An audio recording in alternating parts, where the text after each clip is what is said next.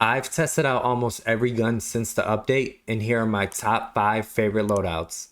First, we have the DG58. I'm pretty sure everybody's using this weapon right now. This gun is an absolute beam and has very little recoil. This is definitely the long range meta right now, so let's go over the build.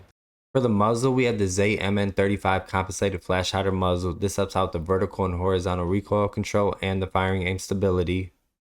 Next, we have the Woody long barrel. This helps out the aiming idle sway, bullet velocity and range, recoil control, and gun kick control. For the optic, it's whatever you prefer. I like to use a Jack Glasses optic, but use whatever you're comfortable with. And then for the final attachment, we use the Bruin Heavy support grip to help with that gun kick control and horizontal recoil control. And here's the complete build. Next, we have the WSP-9. I was hesitant to use this gun at first because of the slow fire rate, but after using it, I realized how good it was. It kills extremely fast and has great movement. You will not be disappointed with this build. For the muzzle, we're using the ZMN35 compensated flash hider muzzle. For the barrel, there's a couple different options depending on your playstyle. If you like movement, I would use the hit short light barrel. But if you want the most damage and least amount of recoil, I would throw on the WSP Reckless 90 long barrel. And the same goes for the stock. If you like movement, especially in Rebirth, I would throw on the no stock. But if you're just looking for the least amount of recoil, I'll throw on the WSP Classics factory stock. This helps out a ton with the gun kick control and recoil control. For the underbarrel, I like to use the FTAC MSP98 hand stop because this helps out the recoil control and the movement speed. And then for the final attachment, I throw on the 50 round mag. Here's the complete build. This is probably the best SMG in the game right now. The Striker 9 is another really good SMG. It has a great TTK and it feels extremely smooth. A lot of people prefer it over the WSP-9 because of the faster fire rate and because how smooth it feels.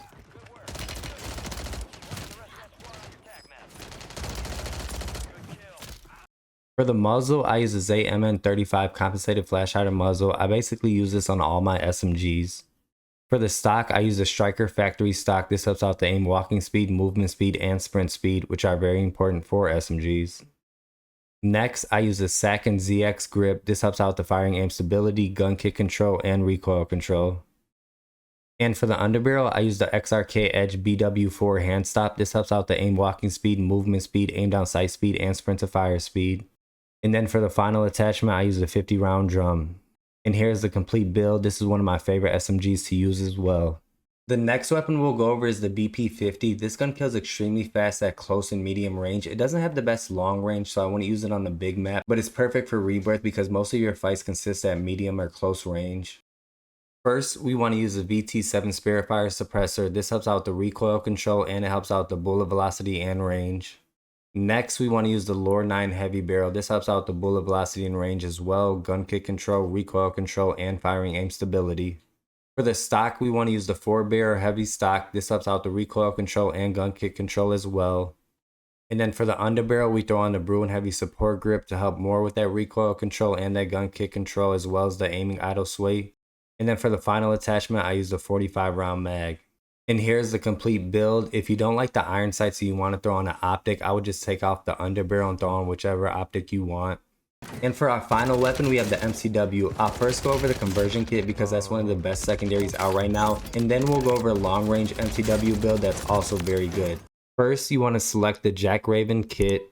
And then for the first attachment, we want to use the ZMN35 compensated flash hider muzzle. For the underbarrel, I use the XRK Edge BW4 hand stop. This helps out the aim walking speed, movement speed, aim down sight speed, and sprint to fire speed. And then for the ammunition, I use the high grain rounds. We want the extra bullet velocity and damage range, so this helps out with that.